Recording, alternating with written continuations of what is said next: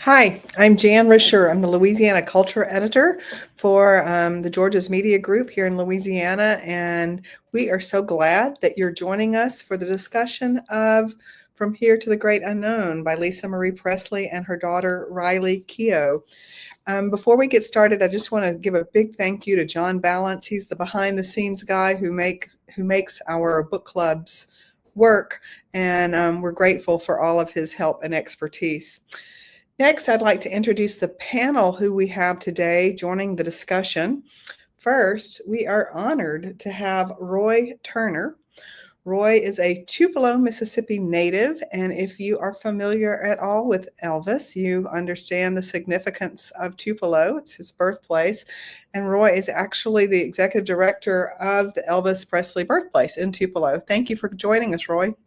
Thank you for asking me. All right. And next, we have Annie Vaden. And Annie is a social worker at Manning Family Children's Hospital, formerly Children's Hospital of New Orleans. She specializes in trauma and grief. And Annie, we're really grateful that you're able to join us today as well. Happy to be here. And third, we have Lauren Sheremy. And Lauren is the features coordinator here at the Advocate in Baton Rouge. And she works really hard on Louisiana Inspired. She worked with Louisiana Inspired to help start it for about 2 years. And she does all sorts of other things in the features department. And she finished the book this morning. Yes, I finished listening to it. So we're really glad that you are joining us as well, Lauren, and appreciate all your help. And actually, I'm going to start with you because I think your answer and my answer and probably Roy's and Annie's is a little bit different. How familiar were you with Lisa Marie's story before you read the book? I was not really at all. I was familiar with the fact that she was a figure like in pop culture and society, and obviously that she was Elvis's daughter. But in terms of the details of her life and all that she had went through, not familiar at all. So it was very interesting to listen to her. Well, what about you, Annie? Yeah, I think kind of similar to Lauren, I was familiar with Lisa Marie from the headlines. I think in particular from my childhood, I remember that awkward kiss with Michael Jackson at the MTV Movie Awards, and familiar with her daughter, Riley, just from seeing her in some of her films and seeing her as a talented actor. But I learned a lot from this book. I found it fascinating. All right. Now let's go to Roy, who I think will be a very sharp contrast because, like Roy, I too grew up in Mississippi, and I mean, I felt like these people were my people, but in fact, they really are your people. I mean, you have struck up kin with the Presleys. So, Roy, I mean, how familiar were you with this story? Well, I grew up in the shadow of Elvis, and he's always been part of our story, as has Lisa Marie. So I probably knew more about her than you guys, but I didn't know about a lot of the sorrow in her life. Yeah, I think that when you and I were talking earlier, Roy, just about her relationship with her mother, that was a shock to me. And you made a really interesting observation about photographs of Lisa and Priscilla. Do you remember what you told me? Yes, I had not really noticed it before until listening to the book. She's very sad in every photograph with her mother, which is odd. And it's also very telling. And I'm surprised I'd never really picked up on it before. But it does seem that, ironically, like her father, whose life took a drastic turn when he was 22 and lost his mother, I think life did the same thing at the early age of 9 when she lost her father. Yeah, and it was sad from there. I mean, there was a definite shadow of sadness over the rest of her life. And because a lot of people probably aren't as familiar with Elvis's birthplace, Roy, could you tell us a little bit about it? Sure. Of course, he was born in Tupelo. He lived here for almost 14 years. So all of his adolescent years were spent here, his formative years, where he learned his morals and mores, where he got his faith. We have a 15-acre park, which was actually a gift from Elvis when he was 21 years old for the children of this community. This was the poorer side of town, quote, wrong side of the tracks.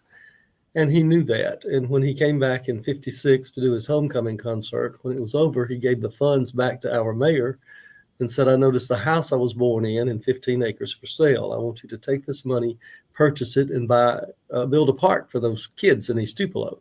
He came back the following year and did another concert and donated that money to build a youth center. I was one of the kids that benefited from that. In fact, I had my first dance in 9th grade in that youth center, which is now our museum. But evidently, Tupelo was a warm fuzzy in his heart because he always had it in his sight. I've heard stories where even in the 60s, when he was out in Hollywood making those movies he actually didn't enjoy making, he still had his eye back home, sending money back to various charities. And we never knew that at the time. And apparently that sentiment has lingered because what did Riley name her child? Named her Tupelo. And I was very amazed. Last year she gave the interview for Vogue, and the interviewer asked something along the lines of, it must be very surreal going back to your grandfather's home, which you were never there when he was there, and yada, yada. And her response was, no, that's our home. We would spend our holidays there. And after closing hours, we would bring his cooks in when they were still alive to cook the meals that he enjoyed, turnip greens, cornbread. And I thought, my God, this girl eats Southern. So I think that Riley, and if you have, if you've read the book, you understand that it is an unusual format. It is in two voices. They've got all these tapes from Lisa Marie, which I always called her Lisa Marie. In the book, they call her Lisa. And then Riley was able to fill in the gaps. So I thought that was just a marvelous structure for the book. And one thing that I learned recently is, and I have the book here, the little dots, they look like dots there that are between the voices. I didn't realize this, but those are actually the matching tattoos that Lisa Marie and her son Ben got. And Riley decided to use those to denote the change in voice. So I thought that was a fascinating thing. I didn't know that. Annie, I just wanted to, Riley seems remarkably well adjusted to have grown up in the chaos that she grew up in that's documented in the book. What is your take on that, and just the way that grief passed from generation to generation? So I think that what Lisa Marie did an amazing job of was to create this connection with Elvis, even though he had passed away long before Riley was born and, pretty early into Lisa's childhood. So Roy talking about how Riley commented on that was their family home, that they would have all the food that Elvis had cooked when he was alive. That's a beautiful way to create legacy for him in a way that the world did not, he has his legacy with the world, but this was special to their family. And I think what Lisa learned to do somehow on her own through her own strength, because it does not seem like her mother, Priscilla, was, very attentive to Lisa's grief and losing her father.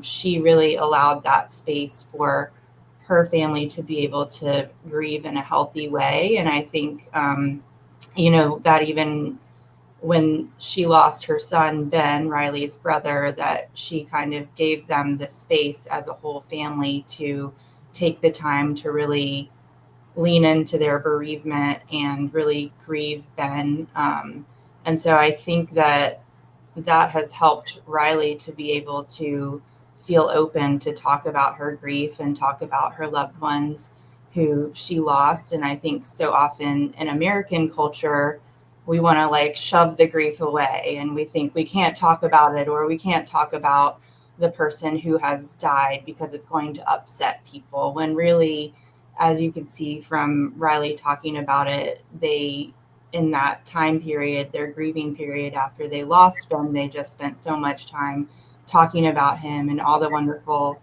memories of him. And even this book, you know, was almost a practice for Lisa Marie in talking about Elvis and being able to have her grief process just in simply talking about him.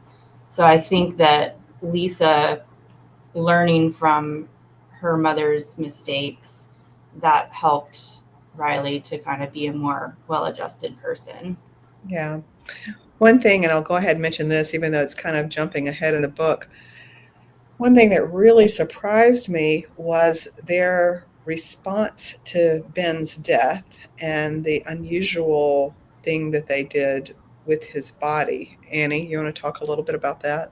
Yeah, so I think probably everybody remembers from reading the book because it was pretty memorable, but they actually kept his body in like a casita on the property with dry ice. And I think Lisa said in her part, keeping the temperature in the casita very low to preserve his body, which is highly unusual.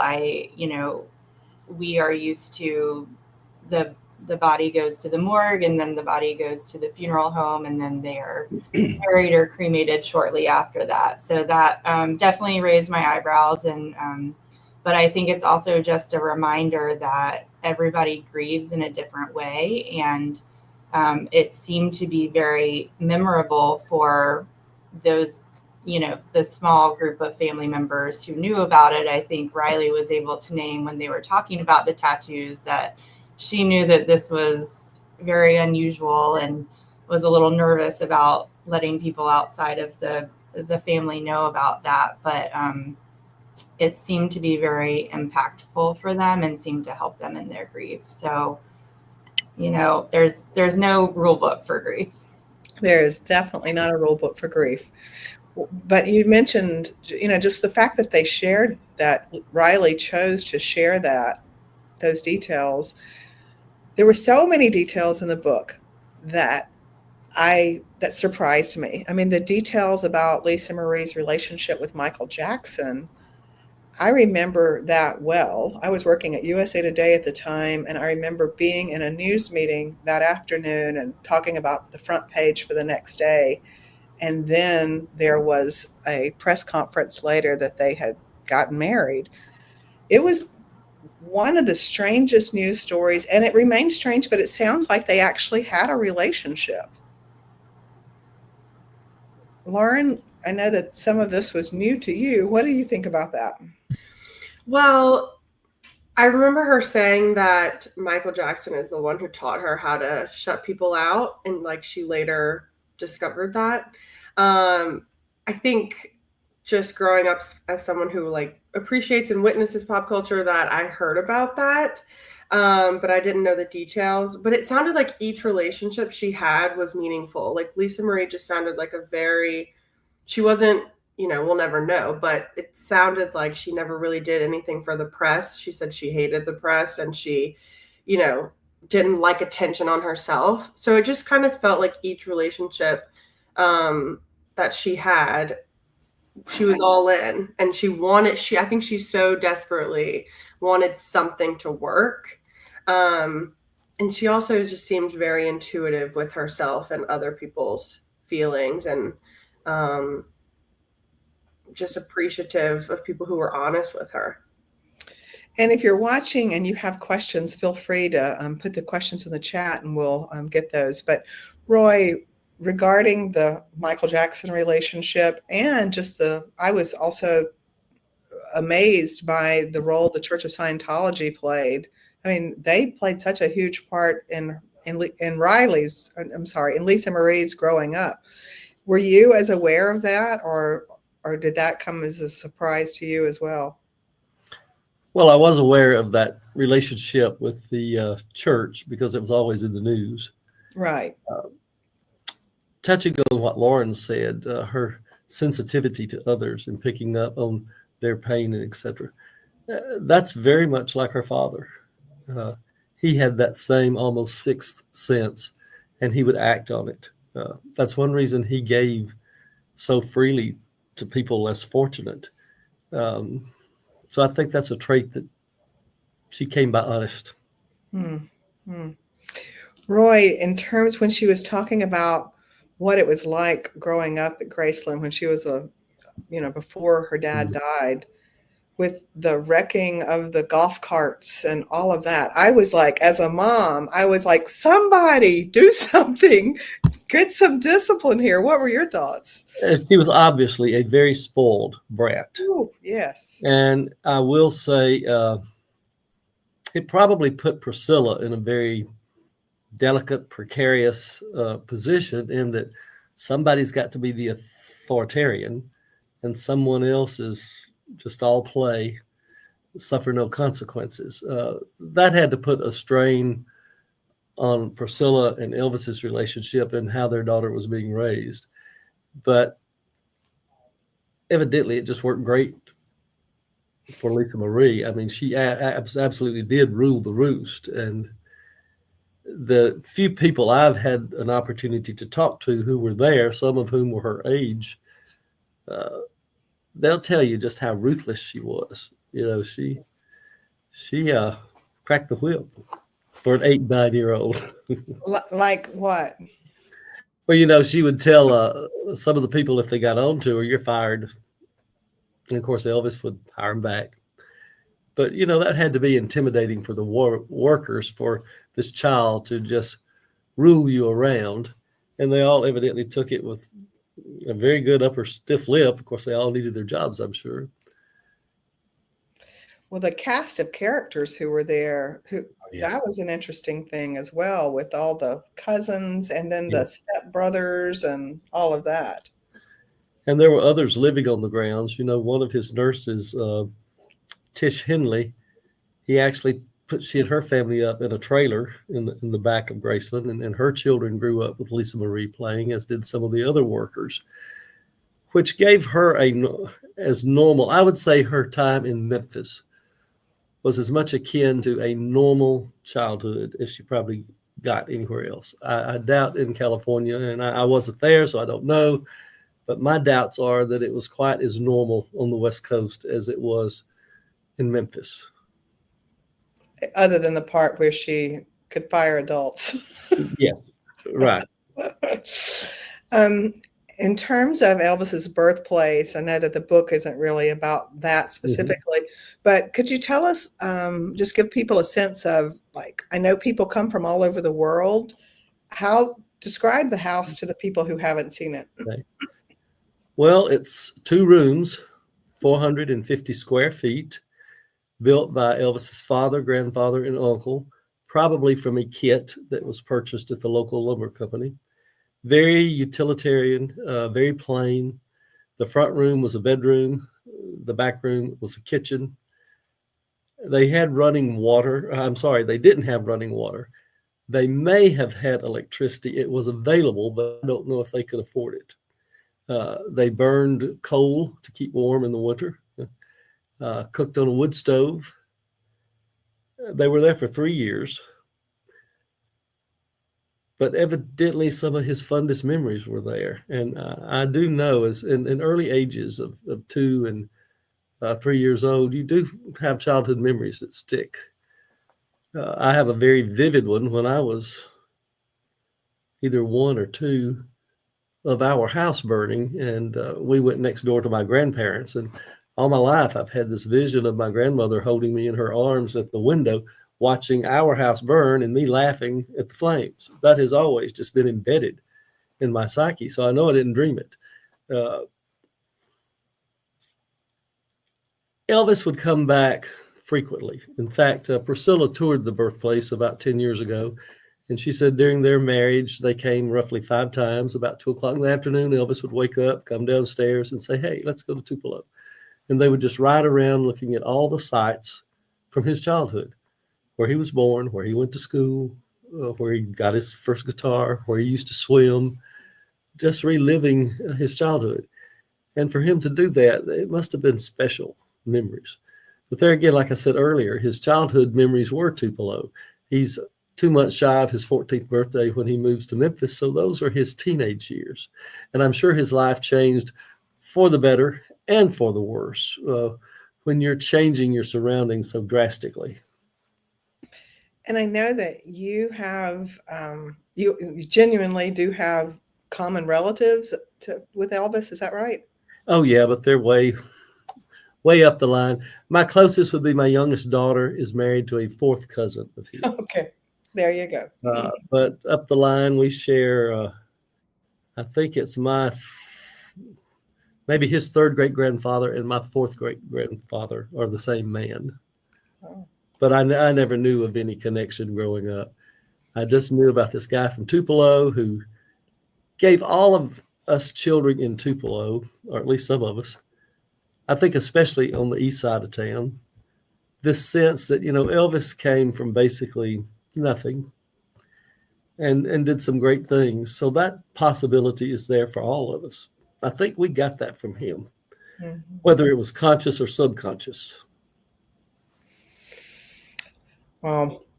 And I think that, if you contrast the way that he grew up to the way, for example, that Riley grew up, I mean, there's just so few commonalities in the structure of their lives. But Annie, I wondered about your thoughts on the role that Riley's father played in really creating a safety net. To me, it seemed from reading the book, creating a safety net and some appreciated structure. What are your thoughts there? Yeah, I agree with you. I think that both from Lisa's perspective and Riley's perspective, he was a constant in their lives and was that safety net for them and never abandoned Lisa Marie when he, probably could have many times. And I think that was probably really important for Lisa Marie to have in addition to Riley. Of course, any child would always benefit from having both parents be very involved in their lives. But I think, for him to continue to be a good friend and a good support to Lisa Marie when that was something that she seemed to really be lacking, as much as I'm sure Priscilla tried her best with what she had to be a parent to Lisa, just the losing her father at age 9, who she adored and looked up to so much. And from her perspective now, even when he was throwing his tantrums, it was just something to laugh about and get over. And he was, such a perfect presence in her life from her perspective. And then I think she was kind of searching for that connection that she had with her father, with Elvis, for the rest of her life. And, whether that was from her boyfriends that she had when she was too young, which even turned out to be Riley's father, Danny, continued to show up from them. And then this connection with Michael Jackson, and just her different marriages and relationships, always seeking for that. And, really at the end of the day, it was Danny that continued to be that connection for them, and modeled. I think that again contributed to Riley being a pretty well-rounded person, even having experienced multiple traumas in her life, is that she did have this constant support from her father. And that, it seems that Danny and Lisa really co-parented both of their children really well together, even though they weren't in a romantic relationship for most of their children's lives. It was really interesting how, they would just do things like, let's go to Hawaii, and that wild story about Danny in Hawaii and how they were just all together. And it was the candor of the book and the insight it gave to that lifestyle, that extreme wealth beyond comprehension lifestyle, to me was fascinating. Yeah, I think for sure for Riley, again, I mean, you have Riley, who does seem to be pretty well-rounded and has been able to have a successful career and avoid any, some of these substance abuse that her family members have experienced, and for Ben to unfortunately have gone a different direction. That's kind of, they did live that kind of fast and loose lifestyle, as much as there was love there with the whole family unit. So it is remarkable that she is as well-rounded as she is. You mentioned addiction. When you think about the pattern of addiction, and it's hard to say, the intertwining of addiction and grief in their generational stories, what the role there is of grief versus, which one was first, the apple or the cart, or however you say that. Yeah, and is it kind of a self-fulfilling prophecy too, for Right. Lisa to say, well, my grandmother and my father had this special connection, and my grandmother drank herself to death. And then, obviously Elvis having his addiction issues, and her feeling like that was an inevitability for her, that she would be facing these addiction issues, and finding meaning from Ben and his addiction issues and his death, because, that to them, it was almost written in the stars. Right.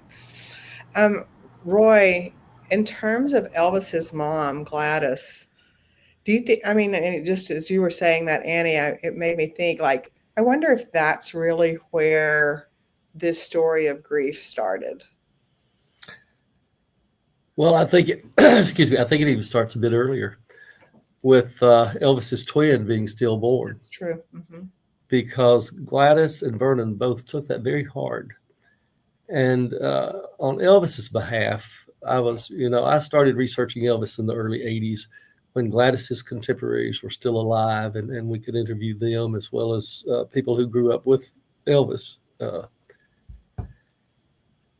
Vernon and Gladys always spoke of Jesse in the present tense, never in the past tense. Now, that had to be a bit confusing for a child. And Gladys would make remarks, and possibly Vernon too, but I particularly remember them attributing this to Gladys. You've got to live twice as hard. You've got to do twice as good, because you're living for two. You're living for yourself and your brother. We did, when I was helping Elaine Dundee do Elvis and Gladys, she read extensively on twinships and all the good, bad, and the different things about twin relationships. Of course, we don't know if they were identical or not. There was no way in rural Mississippi to know at that time. But his childhood friend, James Osborne, said when they would cut through the woods to go to Tulip Creek to swim, one of the shortcuts took them through Priceville Cemetery, where Jesse is buried. And Elvis would always say, I got to go by and see Jesse. And they would stop at the grave. James said, for a kid, it seemed like forever. It was probably 5 seconds. And he would just stand there quietly for however long and say, okay, I'm ready. Well, that's kind of unusual behavior for a child, for a boy that age. So that grief was always present. Then you have the separation with the father going away to the penitentiary when he is 3, and he and his mother bond into such a tight bond that I don't know if Vernon could have gotten in there had he tried. And I don't mean that mean. I don't think they were trying to exclude him. It's just that they were all they had for a 9-month period. And they were literally hanging on by a string during that 9 months. And it just put them in such a tight. I used to say they were one soul in 2 bodies. That's the best way I could describe them. They thought so much alike. They reacted to things so much alike. And then in the South, growing up, I'm 72, I think. Grief was such a big show in my childhood. We would have the body laid out. First, my grandmother, when I was real young, was laid out in the home. I remember that. And I was maybe 5 years old, and she died 6 at the most. I'm not sure. Made a very indelible mark. But then later we got uptown and started leaving the body at the funeral home. Yet one or more family members would sit up all night at the funeral home and not leave that body alone. And grief in my family in particular, and it was that way in the Presleys, was a very demonstrative thing, throwing yourself on a casket and mourning loudly, a lot of the aunts and what have you. Vernon mourned that way when Gladys died, and Elvis did too. That's the way they had been taught to mourn. They had seen it, in the family. I think all of that came into play in bringing the sadness on. Gladys was an alcoholic, died, according to her sister Lillian, of cirrhosis of the liver, which is another story. But I once said, because I come from a highly addictive family, I joke, all my cousins, which I'm one of 42 grandkids, believe it or not. There's only about 11 of us left now, but I jokingly say all my first cousins either became alcoholics or Church of Christ preachers, and I became neither, so I really don't know what that makes me. But I saw so many of my cousins become alcoholics like their fathers. I chose not to become one like my father because of my father. But still, it had a very strong impact on who I was and how I reacted to things. Anyway, the point I made at one point was alcohol was the elixir of the South for so many years. You take a poor group of people. At that time, there's really no psychiatry. If so, it's not affordable. Nobody ever heard of counseling. My father's alcoholism began when my oldest sister died at 8 months, and he went from a social drinker to an alcoholic. That was self-medication. I think Gladys may have done a lot of self-medication, and I've talked too much, but I hope I give you the gist of where I'm coming from. Yeah, it's fascinating. You didn't talk too much. Annie, do you want to respond to any of that? Yeah, I think,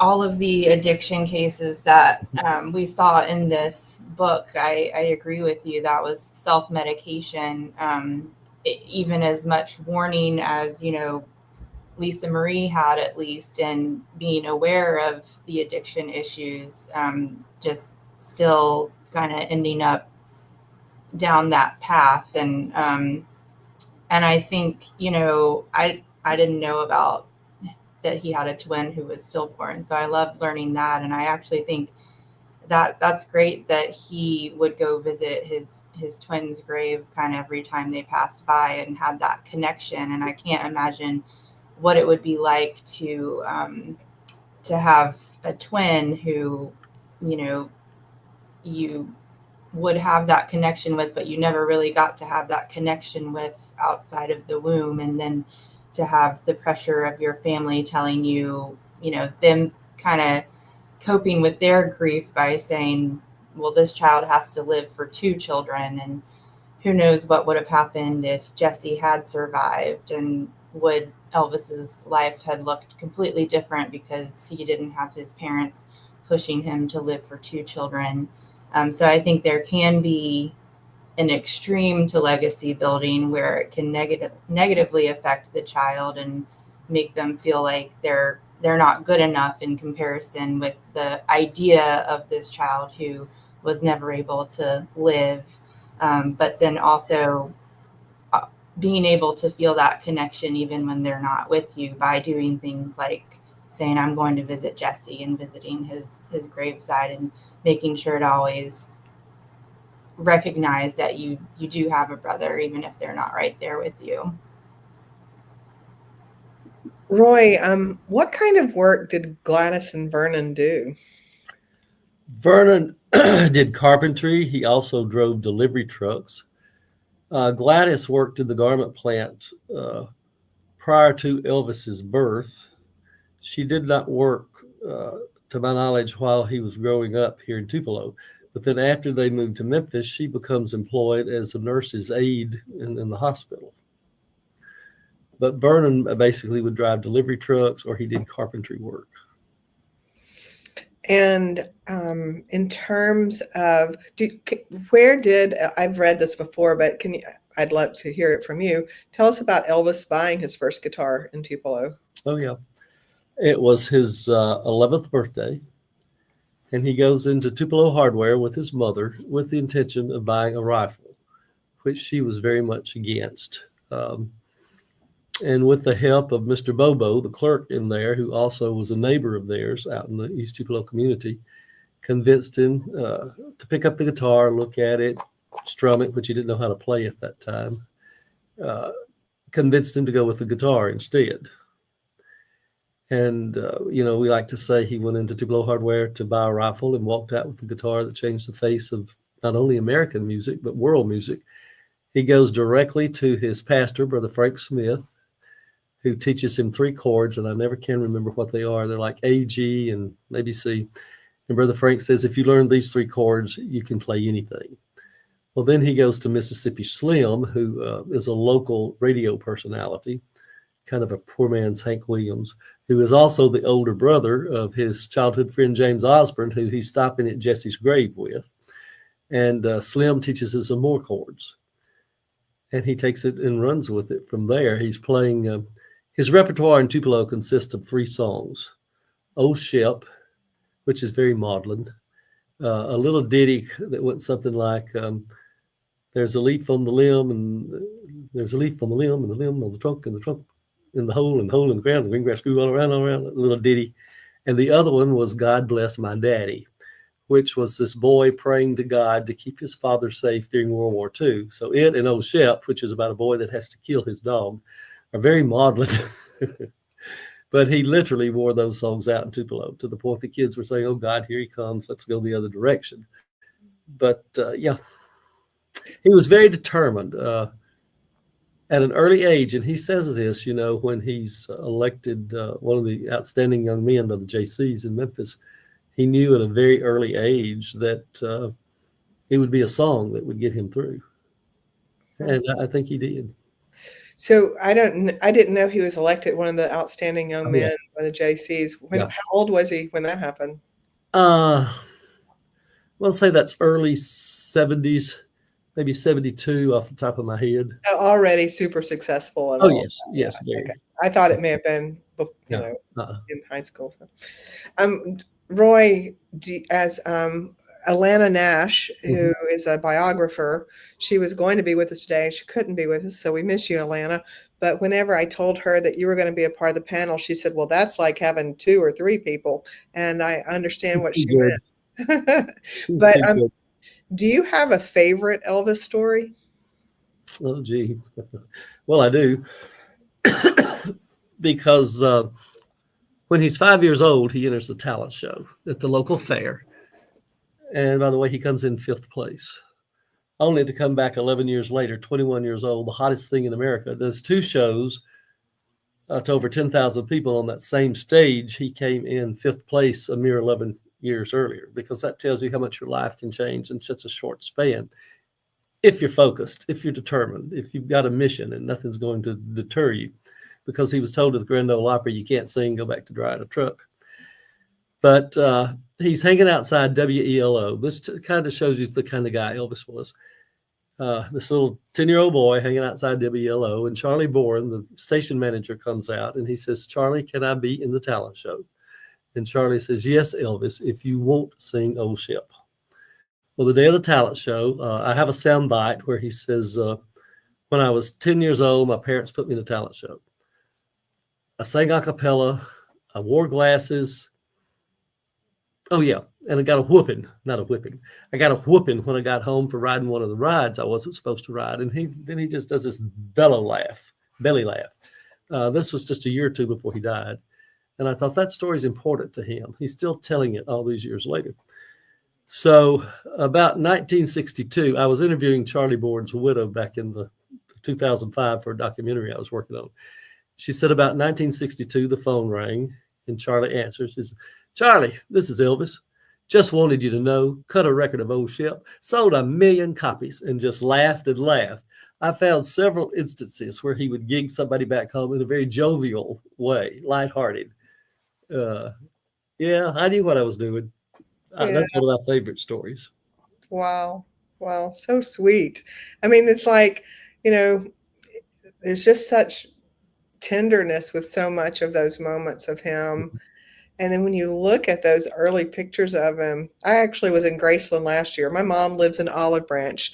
Annie, Lauren, and the rest of y'all excuse us for a moment while we play what we call the Mississippi game. And by the way, my aunt's sister was a tour guide at the birthplace for years and years. So she's from Ecru. You know where Ecru is. I know Ecru. But when we were at Graceland last summer, there's so many pictures of him just young and just so healthy. And then in sharp contrast to what happened. It really is sad. My favorite Elvis era is the 50s, or prior to going into the Army. He's young. He's got this raw talent, totally untrained. It's just going with the flow, what he feels. He has nothing but promise and hope ahead. He has no idea of the sorrows that lie ahead. It's my favorite Elvis time. Mm-hmm. It was because it's hope. Right. And he still represents hope. Oh, yes. So, question for this book, on a scale of 1 to 10, Annie, what would you give this book and why? I would say it was a solid 8. I think I really liked the style of having kind of the raw footage, not footage, but, the words straight out of Lisa Marie's mouth, and then kind of have Riley come in to do further explanation or give her perspective when needed. It made me laugh when they were talking about how she had met Riley's father, and then Riley would chime in and kind of saying, well, this is my dad's perspective, and it was different from Lisa's. And just, I think, like you touched on, just the candidness of how both of them shared so much. I think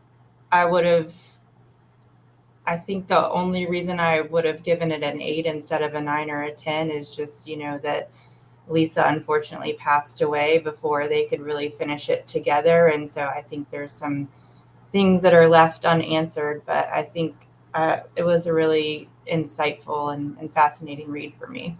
Yeah. Lauren, what about you? I agree. I don't really know what I would change about it. I enjoyed it a lot. I thought there was a lot of chasing in this book, in terms of, I felt like, especially Lisa Marie, always chasing, like, whether it be her love from her father or answers about her father, and then that kind of got passed down. And I thought it was interesting. You think people with fame and money and endless resources, that they're satisfied. But it was the complete opposite. I felt like Lisa Marie was constantly chasing happiness, or just to be okay. And so what would you give it on a scale of 1 to 10? I think I also 8.59. 8.59. All right. I enjoyed it a lot, especially listening to it. Highly recommend. Yeah. And Roy, what about you? You've probably read so many books about Elvis. Before anybody had answered, as soon as you asked that question, I came up with an 8. So we must all be on the same page. Mm-hmm. I've read a lot of biographies and autobiographies, and I don't know of an autobiography that's ever, a person has ever bared themselves so naked as Lisa Marie does in this book. That took a lot of guts. I also think it was probably extremely cathartic for her, and that was probably the impetus behind the whole thing. But that, as much as it probably helped address her pain, it was probably very painful.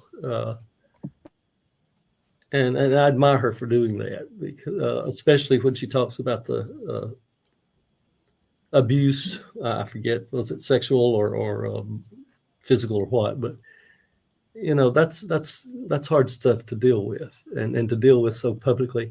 And I think she did it as much to help others as herself, because after Ben died, she was having these sessions in her home, inviting others in who had lost a child under similar circumstances, trying to help them get through. Right. It showed a very compassionate side of her that impressed me. And also for Riley's courage. I mean, listening to that so short after her mom had passed. I don't know how she did it. Yeah. I mean, I watched Riley in Daisy Jones and the Six and was impressed with her performance and her voice. But after listening and reading this book, I did both. I don't know if I said this earlier, but Julia Roberts narrates the voice. If you haven't listened to it, Julia Roberts narrates the voice of Lisa Marie, and then sometimes they have little clips of Lisa Marie's actual tapes in the audio. So it's super interesting. But I'm impressed with Riley Keough, and I just pray that she's able to stay on this path. Amen. You know, so I think she's certainly the person to take the helm of the Presley legacy so right. far. From what she has shown so far, I think she's doing a wonderful job. And my understanding, I'm sure, Roy, you know more details about this, but there was some legal something about Graceland, but she and her younger twin sisters now have ownership. Is that correct? That's correct. That was a fraud, a lady who has been known for pulling off fraudulent things for years. And why in the world she thought she could pull that one off, God only knows. Yeah. But well, thank you all so much. Go ahead, Roy. I'm sorry. I just think people are people. They'll try anything. That is true. That is true. Thank you for having us. Well, thank you. I could sit and chat with you. This is a book to me that is just worth talking about. And it's a book that after I finished it, I really I wanted people I loved to read it so that we could talk about it. Did you have that feeling, Annie? Yeah, I was not expecting it, but there was a lot to unpack with the generational grief and trauma too. And so I feel like I was really just reading about human beings instead of reading about these legends and, you know, what you see in the headlines. And so I'm definitely, you know, I need to go listen to the audiobook because I read it. And clearly, you know, I need to go listen to it, and then I'm going to recommend it to everybody that I know. It's a quick read or listen. It's only, I think, about 6 or 7 hours to listen to it, and took me about, not very long to read because you can read a lot faster than you can listen to. So at this point, I will announce our next book. We do this once a quarter, and our next book is James. It's a reimagining of the story of Huckleberry Finn, and from Jim's perspective. And it's gotten all sorts of great press. A lot of people have probably already read it, but we will be discussing this book in June, and that gives you plenty of time to read it. We hope that you'll join us. And I don't know how on God's green earth I will find a panel to be as insightful and provide the kind of food for thought that you guys have, but I really am grateful that y'all were here. And I hope that, reading in a community is good for us. There is, an epidemic of loneliness, and to find things to read and think about and talk about with other people is a healthy thing to do. So join us to read James, and I'm so grateful, Roy and Annie and Lauren, for y'all joining us today. Thank you. Thank you. Bye-bye.